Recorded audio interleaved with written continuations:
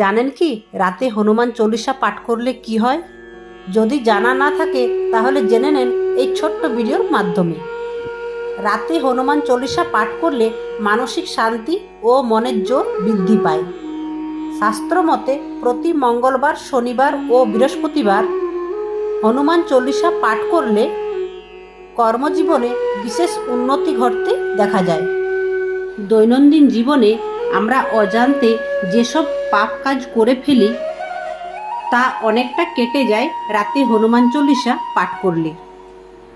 যে জাতক নিয়মিত হনুমান চল্লিশা পাঠ করেন তিনি সমস্ত ভয় থেকে মুক্তি পান ও তার সাহস বৃদ্ধি ঘটে। মোক্ষ লাভের কার্যকর উপায় হলো হনুমান চল্লিশা পাঠ।